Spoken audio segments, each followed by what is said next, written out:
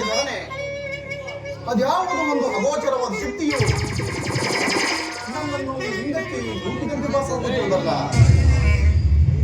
ಅಲ್ಲದೆ ಅದ್ಯಾವುದೋ ಒಂದು ಹಾರ್ತ ಧ್ವನಿಯು ದಶರಥ, ಏ ದಶರಥ, ಕೈಕಾಂತಪುರವನ್ನು ಪ್ರವೇಶ ಮಾಡಬೇಡ ಎಂದು ಚಿಕ್ಕನೆ ಚೀರಿದಂತೆ ಭಾಸವಾಗುತ್ತಿರುವುದಲ್ಲ. ಅಲ್ಲದೆ ಇಂದು ನನ್ನ ಹೃದಯ ಬೇಕೋ ಕಟ್ಟನೆ ಕರಗಿಸಬೇಕೆ. ನಿತ್ಯವೂ ನಾನು ಬಂದೊಡನೆ ಮಂದ ಹಾಸವನ್ನು ಬೀರುತ್ತಾ ಮಧುರೋಕ್ತಿಗಳಿಂದ ನನ್ನನ್ನು ಉಪಸ್ಥಿತ ನನ್ನ ಕೈಕೆಯು ಕಾಣುತ್ತಿಲ್ಲವಲ್ಲ. ಕೈಕ ಇದೇನು ಅಲಂಕರಿಸುವ ಒಡವೆಗಳ ನಾಶ, ಕೆದರಿಗೆ ಕೇಶ, ಈಕೆ ಏಕ ಒತ್ತು ನೋಡಲ್ಲ ಭಾರಿಯ ವೇಷ, ಇವೆಲ್ಲವನ್ನು ಶಾಂತವಾನಗೊಳಿಸಬಲ್ಲ ಈ ಮನೇಶ.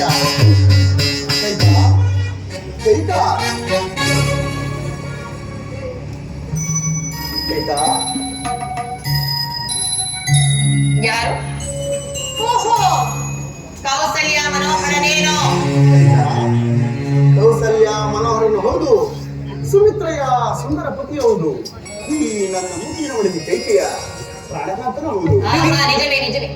ಹಾಗಾದ್ರೆ ಈ ಕೈಕೆ ಪ್ರಾಣಕ್ಕೆ ಹಂತಕನೆಂದರೆ ತಪ್ಪಾಗಲಾರದು ಅಷ್ಟೇ.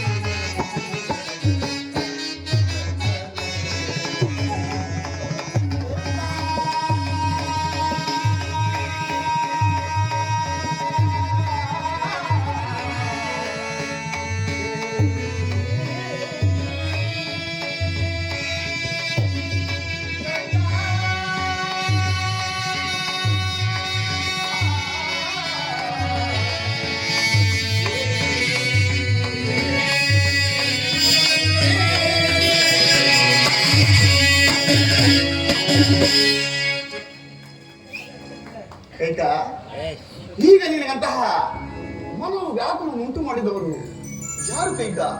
ಅವರು ಯಾರೇ ಆಗಲಿ ನಿರ್ದಾಕ್ಷಿಣ್ಯವಾಗಿ ಶಿಕ್ಷಿಸುತ್ತೇನೆ. ಒಂದು ವೇಳೆ ತಾವೇ ಆಗಿದ್ದರೆ ದೇವಿ, ನಾನು ಕೂಡ ಶಿಕ್ಷಾರ್ಹನೆ. ಈ ಅಯೋಧ್ಯೆಯ ನ್ಯಾಯಸ್ಥಾನದಲ್ಲಿ ಪ್ರಭು ಪ್ರಜೆ ಎಂಬ ಭೇದ ಭಾವನೆಯಿಂದ ಕೈಕ. ನಿಜವೇ? ಹಾಗಾದ್ರೆ ಈ ಅಯೋಧ್ಯೆಯ ನ್ಯಾಯಸ್ಥಾನವು ತಪ್ಪಿತಸ್ಥರಿಗೆ ಯಾವ ಶಿಕ್ಷೆಯನ್ನು ವಿಧಿಸುತ್ತದೆ? ದೇವಿ, ನಿನಗೀಗಂತಹ ಮನೋ ವ್ಯಾಕುಲ ಉಂಟು ಮಾಡಿದವರು ಯಾರು ಕೈಕ? ಮಹೋತ್ಸವವನ್ನು ಮನೋವ್ಯಾಸವನ್ನು ಉಂಟು ಮಾಡಿದವರು ತಾವೇ ಅಲ್ಲವೇನು? ಕೈಕ, ನಾನು ಹೀಗೆ ನೀನು ಸಂತೋಷ ಪಡುವಂತಹ ಮಹೋತ್ಸವವನ್ನು ಏರ್ಪಡಿಸಿಕೊಂಡು ಬಂದಿರೋ ಹೊರತು ನಿನ್ನ ಮನೋವ್ಯಾಕುಲ ಕಾರಣಕ್ಕೆ ನಾನು ಕಾರಣವಲ್ಲ ಕೈಕ. ಸಾಕು ಸುಮ್ಮನೆ.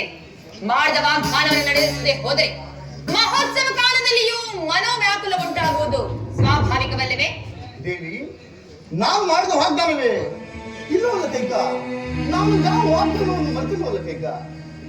ಪ್ರಾಣೇಶ್ವರ, ಹಿಂದೆ ದೇವಾಸುರನೇ ಯುದ್ಧ ಮಾಡುವ ಸಮಯದಲ್ಲಿ ನಾನು ನಿಮಗೆ ಮಾಡಿದ ಸಹಾಯಕ್ಕಾಗಿ ಮೆಚ್ಚಿ ನೀವು ನನಗೆ 2 ವರಗಳನ್ನು ಕೊಟ್ಟಿರಲಿಲ್ಲವೇ?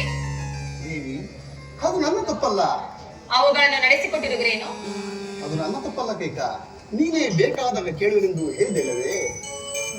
ಹಾಗಾದ್ರೆ ಅದು ನನ್ನದೇ ತಪ್ಪೆಂದಂತಾಯ್ತು. ಹೋಗ್ಲಿ ಬಿಡಿ. ಹಾಗಾದ್ರೆ ಈಗ ಆ ವರಗಳನ್ನು ಕೇಳಿಕೊಳ್ಳುತ್ತೇನೆ, ನಡೆಸಿಕೊಡುವಿರಾ? ಖಂಡಿತವಾಗಿ ನಡೆಸಿಕೊಡುವೆನು. ಈ ನನ್ನ ಮುದ್ದಿನ ಹೊಡೆದಿ ಕೈಕೆಯ ಮಾತನ್ನು ನಡೆಸಿಕೊಡೋದಾದ್ರೆ ನಾನು ಅದೇನು ಹೇಳಿ ಕೈಕ. ಪ್ರಾಣೇಶ್ವರ, ಹಾಗಾದ್ರೆ ಬನ್ನಿ. ಸ್ವಾಮಿ ಪ್ರಾಣೇಶ್ವರ, ಕೈಕ, ನಿಮ್ಮ ಅತಿಶಯವಾದ ಪ್ರೇಮ ಯಾರ ಮೇಲಿರುವುದು? ಮತ್ತೆ ಯಾರಲ್ಲಿ? ನಿನ್ನ ಮೇಲಲ್ಲವೇ? ಆಹಾ, ನನ್ನ ಮೇಲೆಯೇ? ನನ್ನ ಹೊರತು ಮತ್ತಾರ ಮೇಲೆ ಇಲ್ಲವೇ ನಿಮ್ಮ ಪ್ರೇಮ? ಇಲ್ಲ ಕೈಕ, ನಿನ್ನ ಮೇಲೆ ಹೊರತು ಮತ್ತಾರಲ್ಲಿ ನನಗೆ ಅತ್ಯಂತವಾದ ಪ್ರೀತಿ ಇಲ್ಲ ಕೈಕ. ಪ್ರಾಣೇಶ್ವರ ಸ್ವಾಮಿ, ಕೈಕ, ಚೆನ್ನಾಗಿ ಆಲೋಚಿಸಿ ಇನ್ನೊಂದು ಬಾರಿ ಹೇಳಿ ಸ್ವಾಮಿ, ನನ್ನ ಹೊರತು ಮತ್ತಾರ ಮೇಲೆ ಇಲ್ಲವೇ ನಿಮ್ಮ ಪ್ರೇಮ? ಓಹೋ, ಮರೆತಿದ್ದೇನೆ.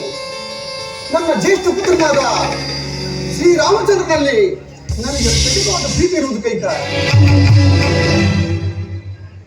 ನೋಡಿದಿರೋ, ಈಗಲೇ 2 ಮಾತುಗಳನ್ನು ಆಡುತ್ತಿರುವಿರಿ. ಇನ್ನು ನಿಮ್ಮ ಬಳಿಗೆ ವರವನ್ನು ಕೇಳುವ ಬಗೆ ಆದ್ರೆ ಹೇಗೆ? ಕೈಕ, ಕೈಕ, ನಿನ್ನ ಮೇಲಿರುವುದು ಪತಿ ಪ್ರೇಮ, ಶ್ರೀರಾಮಚಂದ್ರನ ಮೇಲಿರುವುದು ಪುತ್ರ ಪ್ರೇಮ. ಹಾಗಾದ್ರೆ ಆ ನಿಮ್ಮ ಪ್ರಿಯ ಪುತ್ರನಾದ ಶ್ರೀರಾಮಚಂದ್ರನ ಸಾಕ್ಷಿಯಾಗಿಯೂ ನಾನು ಕೇಳುವ ವರಗಳನ್ನು ನಡೆಸಿಕೊಡುತ್ತೇನೆ ಎಂದು ನೀವು ನನಗೆ ವಚನ ಕೊಟ್ಟರೆ ಆಗ ಆ ವರಗಳನ್ನು ಕೇಳಿಕೊಳ್ಳುತ್ತೇನೆ. ಕೈಕ, ಸತಿಪತಿಗಳ ವಿಚಾರದಲ್ಲಿ ಪುತ್ರನ ಮೇಲೆ ಆಣೆ ಪ್ರಮಾಣ ಬೇಡ ಕೈಕ. ಅದೆಷ್ಟೇ ಕಷ್ಟ ಸಾಧ್ಯವಾದರೂ ಸರಿ ಖಂಡಿತವಾಗಿ ನಡೆಸಿಕೊಡುವೆನು. ಅದೇನು ಹೇಳು ಕೈಕ. ಸಾಧ್ಯವಿಲ್ಲ. ನೀವು ರಾಮನ ಮೇಲೆ ಆಣೆ ಇಡದ ಹೊರತು ನಾನು ಯಾವ ವರಗಳನ್ನು ಕೇಳತಕ್ಕವರಲ್ಲ. ಕೈಕ, ಎಂದು ಇವಳು ನನ್ನಲ್ಲಿ ಈ ರೀತಿ ಅನುಮಾನ ಪಟ್ಟವಳಲ್ಲ. ಎಂದು ಇವಳ ಮಾತಿನ ರೀತಿಯೇ ಬೇರೆಯಾಗಿರುವುದಲ್ಲ. ಹಾಗಲಿ ಕೈಕ, ಶ್ರೀರಾಮಚಂದ್ರನ ಸಾಕ್ಷಿಯಾಗಿ ನಡೆಸಿಕೊಡುವೆನು. ತೆಗೆದುಕೊಂಡ ಭಾಷೆಯನ್ನು 7 ದಿನ ಇಷ್ಟಾರ್ಥವನ್ನು ಈಗ ನನ್ನ ಮನಸ್ಸಿಗೆ ಸಮಾಧಾನವಾಯಿತು. ಹಾಗಾದ್ರೆ ಕೇಳಿಕೊಳ್ಳಲೆ? ಹೇಳಲೆ. ನೀನು ಕೇಳುವಂತಿಲ್ಲ, ನಾನು ಹೇಳುವಂತೂ ಇಲ್ಲ. ಅದೇನು ಹೇಳು ಕೈಕ. ನೀವು ಕೋಪ ಮಾಡುವುದಿಲ್ಲ ತಾನೆ? ಇಲ್ಲ, ಹೇಳು ಕೈಕ.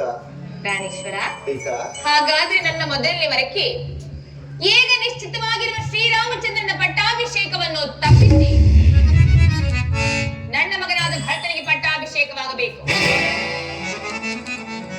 ಕೈಕ, ಈಗ ಶ್ರೀರಾಮಚಂದ್ರನಿಗೆ ನಿಶ್ಚಯವಾಗ ಪಟ್ಟಾಭಿಷೇಕವನ್ನು ತಪ್ಪಿಸಿ ಭರತನಿಗೆ ಪಟ್ಟಾಭಿಷೇಕ ಮಾಡಬೇಕೆ?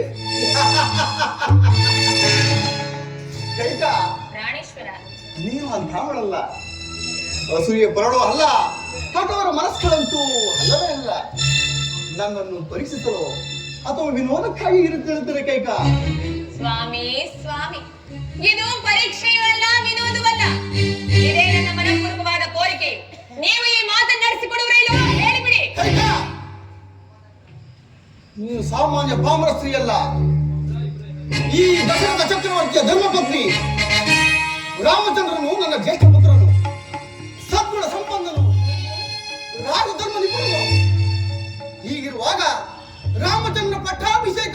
ಅನಸೂಯಿನ ಛಲ ರಾಮನು ಯಾವ ಅಪರಾಧಕ್ಕಾಗಿ ಕೈಕ? ಮಹಾರಾಜರು ಆಡುವ ಮಾತನ್ನ ನಡೆಸಿಕೊಡುವುದಕ್ಕಾಗಿ. ಇದಕ್ಕೆ ಅಯೋಧ್ಯ ಪ್ರಜೆಗಳು ಒಪ್ಪುವುದಿಲ್ಲ ಕೈಕ. ಅರಸನ ಧರ್ಮವನ್ನು ಕಾಪಾಡಬೇಕಾದ್ದು ಪ್ರಜೆಗಳ ಧರ್ಮ. ಅರಸನ ಅಧರ್ಮವನ್ನು ಪ್ರಜೆಗಳು ಕಾಯಬೇಕೆ? ಇದು ಧರ್ಮವಲ್ಲ ಕೈಕ. ಯಾವುದು ಧರ್ಮ, ಯಾವುದು ಅಧರ್ಮ? ಪುತ್ರನಿಗೆ ಪಟ್ಟಾಭಿಷೇಕವಾದುದು ಧರ್ಮ, ಅದೇ ಭರತನಿಗೆ ಸಂದರೆ ಅಧರ್ಮ ಕೈಕ. ಓಹೋ, ಹಾಗಾದ್ರೆ ಭರತನ ದಶರಥನ ಪುತ್ರನಲ್ಲವೇ? ಅಲ್ಲವೇ? ಭರತನು ನನ್ನ ಪುತ್ರನೇ, ಆದರೆ ಜ್ಯೇಷ್ಠ ಪುತ್ರ ನಲ್ಲವಲ್ಲ ದೇವಿ. ಜ್ಯೇಷ್ಠ ಪುತ್ರನಾಗಲಿ ಕನಿಷ್ಠ ಪುತ್ರನಾಗಲಿ ಪಟ್ಟ ಕಟ್ಟುವ ಅಧಿಕಾರ ಅರಸನಿಗೆ. ದೇವಿ, ಧರ್ಮ ಎಂಬುದಕ್ಕೆ ಇಷ್ಟೊಂದು ವಿಪರೀತಾರ್ಥವೇ? ಈ ಚಾವು ನಿನಗೆ ತಕ್ಕದಲ್ಲ. ಬೇರೆ ಯಾವುದೇ ಹೊರವನ್ನಾದರೂ ಕೇಳಿ ಕೈಕ, ಖಂಡಿತವಾಗಿ ನಡೆಸಿಕೊಡುವೆನು. ಈಗ ಕೊಟ್ಟಿರೋ ಮಾತಿಗೆ ಈಗಲೇ ತಪ್ಪಿರುವ ನಿಮ್ಮ ಬಳಿಯಲ್ಲಿ ಈಗ ನಾನು ಬೇರೆ ವರವನ್ನು ಕೇಳಿಕೊಳ್ಬೇಕೇನು? ಸಾಧ್ಯವಿಲ್ಲ. ನೀವು ಈ ಮಾತನ್ನು ನಡೆಸಿಕೊಡುವ ಇಲ್ಲವೋ ಹೇಳಿಬಿಡಿ. ರಾಮಚಂದ್ರ, ನಾನು ಅವಳಿಗೆ ವಚನವನ್ನು ಕೊಟ್ಟು ಕೆಟ್ಟನಲ್ಲಪ್ಪ. ಆಗಲಿ, ನಿನ್ನಿಷ್ಟದಂತೆ ಆಗಲಿ. ಭರತನಿಗೆ ಪಟ್ಟಾಭಿಷೇಕ ಮಾಡುವೆನು. ಇನ್ನು ನಿನ್ನ ಎರಡನೇ ವರ ಯಾವುದು ಕೈಕ? ಪ್ರಾಣೇಶ್ವರ, ದೇವರನ್ನ ಎರಡನೇ ವರಕ್ಕೆ ರಾಮಚಂದ್ರನು ನಾರು ಮಳೆಯನ್ನುಟ್ಟು ಜಠಾವಲ್ಕರ ಧಾರಿಯಾಗಿ ಪುರಪ್ರವೇಶ ಮಾಡದಂತೆ 14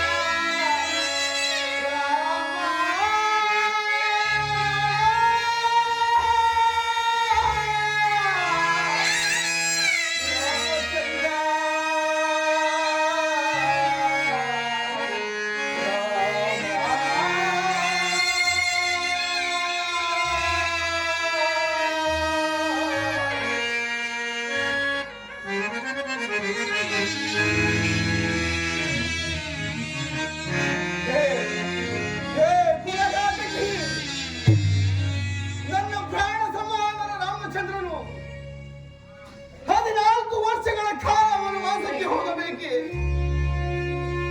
ಅವನು ನಿನಗೇನು ಅಪರಾಧ ಮಾಡಿದನೆಂದು ನನ್ನ ವಂಶವರ್ಧನನ್ನು ಅಡವಿಗಿಟ್ಟಬೇಕೆ? ಬೇಡ ಕೈಕ, ನನ್ನ ರಾಮಚಂದ್ರನನ್ನು ಕಾಪಾಡು ದೇವಿ. ಸಾಧ್ಯವಿಲ್ಲ. ನೀವು ಏನೇ ಹೇಳಿದ್ರು ನಾನು ಕೇಳತಕ್ಕವಳಲ್ಲ. ಭರತನಿಗೆ ಪಟ್ಟಾಭಿಷೇಕವು, ರಾಮನಿಗೆ ವನವಾಸವು ಶತಸಿದ್ಧವು. ನೀವು ಈ ಮಾತನ್ನು ನಡೆಸಿಕೊಳ್ಳಿಲ್ಲವೋ ಹೇಳಿಬಿಡಿ. ಹೇ ಕಠಿಣಾತ್ಮಳೆ, ಲೋಕಾಭಿರಾಮನಾದ ನನ್ನ ರಾಮನು ಈ ನಿನ್ನ ಕರ್ಣ ಕಂಡವರ ಶಾಸನಕ್ಕೆ ಏಕೆ ಪಾತ್ರನು? ಏತಕ್ಕಿದ್ದಾಗೂ ಆಲೋಚನೆ ಮಾಡ್ತಿರ್ವೆ ಕೈಕ.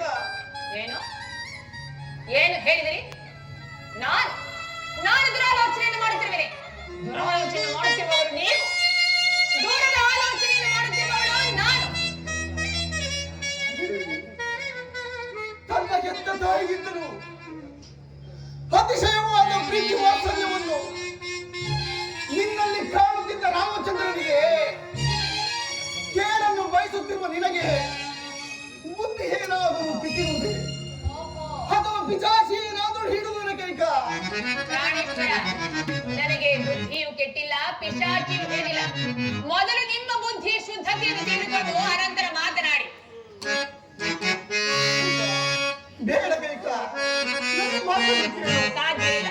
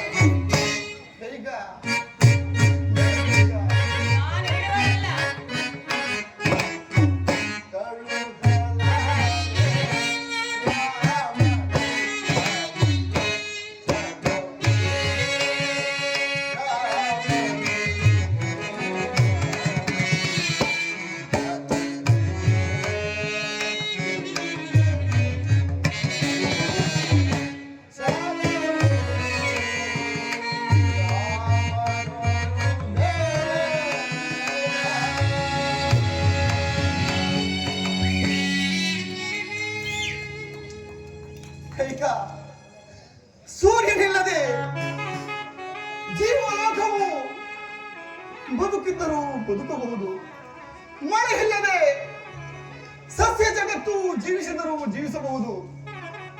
ಆದರೆ ನನ್ನ ರಾಮಚಂದ್ರನಾಗಲಿ ಈ ದಶರಥನು ಕ್ಷಣಕಾಲವು ಜೀವಿಸಿರಲಾರ ಕೈಕ ಜೀವಿಸಿರಲಾರ. ನನ್ನ ರಾಜ್ಯ ವೈಭವೆಲ್ಲವನ್ನು ನಿನಗೆ ಸಂತೋಷವಾಗಿ ಬಿಟ್ಟುಕೊಡುವೆನು. ಪ್ರಾಣೇಶ್ವರ, ನನ್ನನ್ನು, ನನ್ನ ರಾಮಚಂದ್ರನನ್ನು ಕಾಪಾಡು ದೇವಿ, ಕಾಪಾಡು. ನೀವು ಏನೇ ಹೇಳಿದರೂ ನಾನು ಕೇಳತಕ್ಕವಳಲ್ಲ. ಪ್ರಾಣೇಶ್ವರ, ಈ ನಿಮ್ಮ ದೂರ್ತ ವಿನಿಯೋಕ್ತಿಗಳಿಗೆ ಮರಳಾಗಲು ನಾನೇನು ಬೆಂಬಲಲ್ಲ. ಓಹೋ, ನೀವೇ ಅಲ್ಲವೇ ಸೂರ್ಯವಂಶದ ಅರಸರ ಕೀರ್ತಿ ಧ್ವಜವನ್ನು ಎತ್ತಿ ಮೆರೆಯುತ್ತಿರುವ ಮಹಾಪುರುಷರು? ಪ್ರಾಣೇಶ್ವರ, ಸೂರ್ಯವಂಶದ ಅರಸರು ಆಡ್ದ ಮಾತನ್ನು ನಡೆಸಿಕೊಡುವುದಕ್ಕಾಗಿ ಎಂತೆಂತಹ ಮಹಾನ್ ಕಾರ್ಯಗಳನ್ನೇ ಮಾಡಿರುವರು ಮರೆತು ಹೋಗಿರುವರೇನು? ಶಿಬಿ ಚಕ್ರವರ್ತಿಯು ಕೊಟ್ಟ ಮಾತು ನಡೆಸಿಕೊಡುವುದಕ್ಕಾಗಿ ಕೇವಲ ಒಂದು ಪಾರಿವಾಳದ ಸಲುವಾಗಿ ತನ್ನ ದೇಹದ ಅರ್ಧ ಭಾಗವನ್ನೇ ಕೊಯ್ದುಕೊಳ್ಳಲಿದೆ.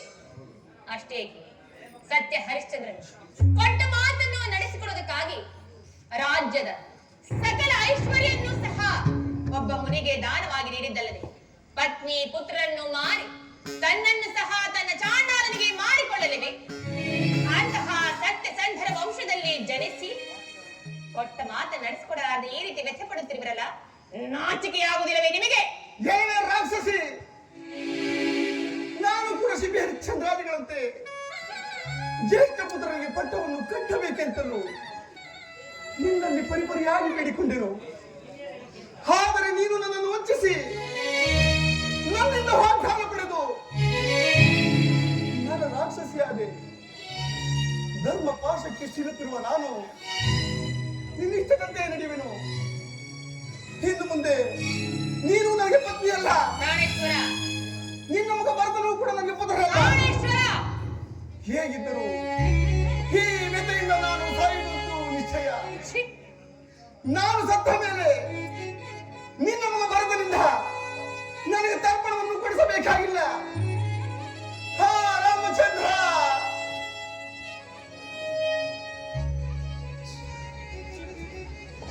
ಪ್ರಾಣೇಶ್ವರ, ಈಗಲೂ ಏನಾಯಿತು? ಆಡ್ದ ಮಾತಿಗೆ ತಪ್ಪಿದರೆಂದು ಹೇಳಿಬಿಡಿ. ರಾಕ್ಷಸಿ, ಸೂರ್ಯವಂಶದ ಅರಸರು ಆಡ್ದ ಮಾತಿಗೆ ತಪ್ಪಿದರೆಂದು ಇಡೀ ಲೋಕದ ತುಂಬಾ ಡಂಗುರದ ಮೂಲಕ ಸಾರಿಸಿ ಬಿಡುತ್ತೇನೆ. ಅಸಂಭವ. ಸೂರ್ಯ ವಂಶದ ಅರಸರು ಆಡಿದ ಮಾತಿಗೆ ತಪ್ಪುವುದೆಂದರೇನು? ದಶರಥ ಚಕ್ರವರ್ತಿ, ಅದರಲ್ಲಿಯೂ 60,000 ವರ್ಷಗಳ ಕಾಲ ಅವಿಚ್ಛಿನ್ನವಾಗಿ ರಾಜ್ಯಭಾರ ಮಾಡಿದವರು ಆಡಿದ ಮಾತಿಗೆ ತಪ್ಪುವುದೆಂದರೇನಮ್ಮ? ಹೌದು ರಾಮಚಂದ್ರ, ಅಲ್ಲದೆ ಈಗ ನಿಮ್ಮ ತಂದೆ ಆಡ್ದ ಮಾತು ನಡೆಸಿಕೊಡಲಾರದೆ ಪಡುತ್ತಿರುವ ವ್ಯಥೆ ಇದು. ನಾನು ಬಂದ ಕೂಡಲೇ ಎಷ್ಟು ಸಂತೋಷದಿಂದ ಮಾತಾಡಿಸಿದ್ದ ಜನಕನು ಈ ದಿನ ಈ ರೀತಿ ಚಿಂತೆ ಹಿಂದಿರಲು ಕಾರಣವೇನು? ಒಂದು ವೇಳೆ ನಾನೇನಾದರೂ ಅಪರಾಧ ಮಾಡಿದನೆಂದು? ಇಲ್ಲ ಇಲ್ಲ ರಾಮಚಂದ್ರ, ನಿನ್ನಿಂದ ಯಾವ ಅಪರಾಧವೂ ಆಗಿಲ್ಲ. ಆದರೆ ಇಲ್ಲಿ ಕುಳಿತಿರುವರೆಲ್ಲ ಈ ನಿಮ್ಮ ತಂದೆ ಇವರೇ ಕೊಟ್ಟ ಮಾತನ್ನು ನಡೆಸಿಕೊಡಲಾರದೆ ಅದಾವ ರೀತಿಯಲ್ಲಿ ವೆಚ್ಚ ಪಡುತ್ತಿರುವರು ನೋಡು. ಅಮ್ಮ, ಜನಕನು ನಡೆಸಿಕೊಡಲಾರದ ಅಂತಹ ಅಸಾಧ್ಯವಾದ ವಿಷಯ ಯಾವುದು ತಾಯಿ? ಏನು, ನಿಮ್ಮ ತಂದೆಯವರ ಬಳಿಯಲ್ಲಿ ಹೇಳಿದಕ್ಕಾಗಿಯೇ ಇಷ್ಟಾಯಿತು? ಏನು ನಿನ್ನ ಬಳಿಯಲ್ಲಿ ಬೇರೆ ಹೇಳಿಕೊಳ್ಳಬೇಕೆ? ರಾಮಚಂದ್ರ, ನಿನಗೇಕೆ ಬೇಕು ಆ ಗೊಡವೆ? ಬಿಟ್ಟು ಬಿಡು. ಎಣಿಸಬಾರದಮ್ಮ. ನನ್ನಿಂದ ಆಗುವುದಾದರೆ ಜನಕನ ಪಾದ ಸಾಕ್ಷಿಯಾಗಿಯೂ ನಡೆಸಿಕೊಡುವೆನು. ಅದೇನು ಹೇಳು ತಾಯಿ? ಹಾಗಾದ್ರೆ ಕೇಳಿ. ಹಿಂದೆ ದೇವಾಸುರನ ಯುದ್ಧ ಮಾಡುವ ಸಮಯದಲ್ಲಿ ನಾನು ನಿಮ್ಮ ತಂದೆಯವರಿಗೆ ಮಾಡಿದ ಸಹಾಯಕ್ಕಾಗಿ ಮೆಚ್ಚಿ ಅವರು ನನಗೆ 2 ವರಗಳನ್ನು ಕೊಟ್ಟಿದ್ದರು. ಅವುಗಳನ್ನೇ ಈಗ ನಡೆಸಿಕೊಡಬೇಕೆಂದು ಕೇಳಿಕೊಂಡಿರುವೆನು. ನಾನು ಸಹ ಕೇಳಲ್ಪಟ್ಟಿದ್ದನು ಅಮ್ಮ. ಏನೆಂಬುದಾಗಿ ಕೇಳಿಕೊಂಡಿದೆ? ನನ್ನ ಮೊದಲನೇ ವರಕ್ಕೆ ಈಗ ನಿನಗೆ ನಿಶ್ಚಿತವಾಗಿರುವ ಪಟ್ಟಾಭಿಷೇಕವನ್ನು ತಪ್ಪಿಸಿ ನನ್ನ ಮಗನಾದ ಭರತನಿಗೆ ಪಟ್ಟಾಭಿಷೇಕವಾಗಬೇಕೆಂದು ಕೇಳಿಕೊಂಡಿರುವೆ. ಅಮ್ಮ, ಈ ಅಲ್ಪವಾದ ವಿಚಾರಕ್ಕೆ ಜನಕರು ಇಷ್ಟೊಂದು ವ್ಯಥೆ ಪಡಬೇಕೆ ತಾಯಿ? ಪಟ್ಟಾಭಿಷೇಕವು ನನಗಾದರೇನು, ಭರತನಿಗಾದರೇನು? ನಾವಿಬ್ಬರು ದಶರಥ ಚಕ್ರವರ್ತಿಯ ಸುಪುತ್ರರು ಅಲ್ಲವೆಮ್ಮ. ಇದಕ್ಕೆ ನನ್ನ ಆತ್ಮ ಸಾಕ್ಷಿಯಾಗಿಯೂ ಸಂತೋಷ ಉಂಟು. ಅಮ್ಮ, ಆ ನಿನ್ನ ಎರಡನೇ ವರ ಯಾವುದು ಹೇಳು ತಾಯಿ? ಏನು ನನ್ನ ಬೇಡ ಎರಡನೇ ಜನಕ, ಬೇಡ. ಆ ಎರಡನೇ ವಿಚಾರವನ್ನು ಮಾತ್ರ ಅಯ್ಯೋ, ಸಾಕು ಸುಮ್ಮನೆ ಜನಕ. ನಿಮ್ಮ ಹೋರಾಟವನ್ನು ಕೇಳಿ ಕೇಳಿ ಸಾಕಾಗಿ ಹೋಗಿರುವುದು. ಸಮಾಧಾನವಾಗಿರಿ ಅಮ್ಮ. ಆ ನಿನ್ನ ಎರಡನೇ ವರ ಯಾವುದು ಹೇಳು ತಾಯಿ? ರಾಮಚಂದ್ರ, ನನ್ನ ಎರಡನೇ ವರಕ್ಕೆ ನೀನು ನಾರು ಮಡಿಯನ್ನುಟ್ಟು ಜಠಾವಲ್ಕಲ ಧಾರಿಯಾಗಿ ಪುರಪ್ರವೇಶ ಮಾಡದಂತೆ 14 ವರ್ಷಗಳ ಕಾಲ ವನವಾಸಕ್ಕೆ ಹೋಗಬೇಕೆಂದು ಕೇಳಿಕೊಂಡಿರುವೆನು. ಧನ್ಯನಾದನು ತಾಯಿ, ಧನ್ಯನಾದನು.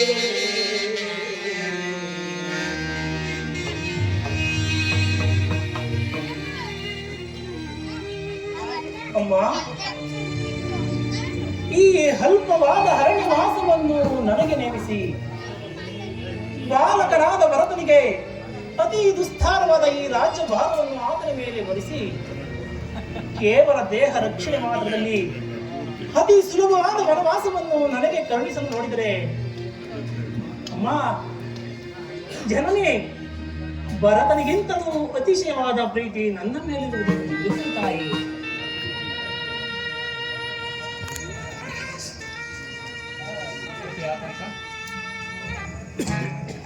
ಹಾಗಾದ್ರೆ ನಿಮ್ಮ ತಂದೆಯವರು ಕೊಟ್ಟಿರುವ ಮಾತು ನಡೆಸಿಕೊಳ್ಳಲು ಆತಂಕ ಬೇಕೆ? ಜಾಗ್ರತೆಯಾಗಿ ವನವಾಸಕ್ಕೆ ಹೊರಡಲು ಸಿದ್ಧನಾಗು.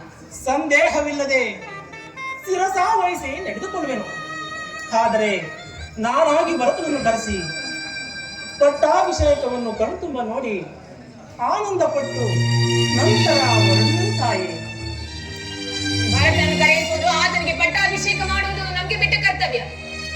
ನೀನು ಜಾಗ್ರತೆಯಾಗಿ ವನವಾಸಕ್ಕೆ ಹೊರಡಲು ಸಿದ್ಧನಾಗು ಅಷ್ಟೇ. ಅಮ್ಮ,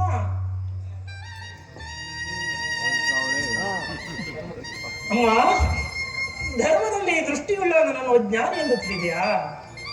ಹಿಂದೆ ತಂದೆಯ ಮಾತಿಗಾಗಿ ಸಗರ ಚಕ್ರವರ್ತಿಯ 60,000 ಜನ ಮಕ್ಕಳು ಈ ಭೂಮಿಯನ್ನು ಅಗೆದು ಸಾಯಲಿಲ್ಲವೇ? ಜಮದಗ್ನಿ ನಿವಾಸಿಗಳ ಪುತ್ರರಾದ ಪರಶುರಾಮರು ತಂದೆಯ ಮಾತಿಗಾಗಿ ತಾಯಿ ರೇಣುಕಾಂಬಿಯ ಶಿರಚ್ಛೇದನ ಮಾಡಲಿಲ್ಲವೇ? ಹಾಗೆಯೇ ಪಿತೃವಾಕ್ಯ ಪರಿಪಾಲಕನಾದ ನನ್ನಲ್ಲಿ ನಿನಗೆ ನಂಬಿಕೆ ಇಲ್ಲವೇ ತಾಯಿ? ರಾಮಚಂದ್ರ, ನೀನು ಏನು ಹೇಳಿದ್ರು ನನ್ನ ಮನಸ್ಸಿಗೆ ಸಮಾಧಾನವಿಲ್ಲ. ನೀನು ವನವಾಸಕ್ಕೆ ಹೊರಡದ ಹೊರತು ಇಲ್ಲಿ ಯಾವ ಕಾರ್ಯಗಳು ನಡೆಯುವುದಿಲ್ಲ. ಜಾಗ್ರತೆಯಾಗಿ ವನವಾಸಕ್ಕೆ ಹೊರಡಲು ಸಿದ್ಧನಾಗು ಅಷ್ಟೇ. ವನವಾಸಕ್ಕೆ ಹೊರಡಲು ಆಜ್ಞೆಯನ್ನು ಕೊಡುವಿರಾಗಿ? ದೈವಾಜ್ಞೆಯನ್ನು ಕೇಳಬೇಕಲ್ಲವೇ? ನನ್ನ ಆಜ್ಞೆಯನ್ನು ಏಕಪ್ಪ ಕೇಳುತ್ತಿರುವೆ. ಒಂದು ವೇಳೆ ನನ್ನ ಆಜ್ಞೆಯನ್ನು ಪಾಲಿಸಲೇಬೇಕಾದರೆ ಈ ಪಾಪಿಯಾದ ದಶರಥನನ್ನು ನಿಗ್ರಹಿಸಿ ಈ ಕೋಶಲ ಸಾಮ್ರಾಜ್ಯ ಸಿಂಹಾಸನವನ್ನು ವಹಿಸಿಕೊ. ಇದೇ ಈ ಪಾಪಿ ಆಜ್ಞೆ ಕುಮಾರ. ಜನಕ, ಏತಕ್ಕಾಗಿ ಇಂತಹ ಕಠಿಣವಾದ ಮಾತುಗಳನ್ನು ಹೊರಡ್ತಿದ್ದೀರಿ? ಪಿತೃವಾಕ್ಯ ಪರಿಪಾಲನೆ ಮಾಡುವುದು ಪುತ್ರರಾದ ನಮ್ಮ ಕರ್ತವ್ಯ ಇಲ್ಲವೇ? 14 ವರ್ಷಗಳ ಕಾಲ ವನವಾಸದ ಮುಗಿದ ಮರುಕ್ಷಣವೇ ನಿಮ್ಮ ಪಾದ ಸೇವೆ ಮಾಡಲು ಸಿದ್ಧನಾಗುವೆನು. ಸಮಾಧಾನರಾಗಿರಿ ಜನಕ, ಸಮಾಧಾನರಾಗಿರಿ.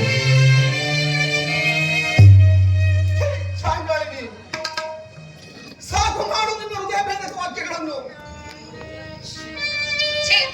ಸಾಕು, ಸುಮ್ಮನೆ ಜನಕ, ನೀವೆಷ್ಟೇ ದುಃಖಿಸಿದರೂ ಕೂಡ ಕೊಟ್ಟ ಮಾತನ್ನು ನಡೆಸಿದಂತಾಗುವುದಿಲ್ಲ. ನಾನು ವನವಾಸಕ್ಕೆ ಹೋಗುವ ವಿಚಾರವನ್ನು ಮಾತೆಯರಿಗೂ ಸೀತೆಗೂ ಹನುಜನಾದ ಲಕ್ಷ್ಮಣನಿಗೂ ತಿಳಿಸಿ ನಂತರ ತಮ್ಮ ದರ್ಶನ ಆಶೀರ್ವಾದವನ್ನು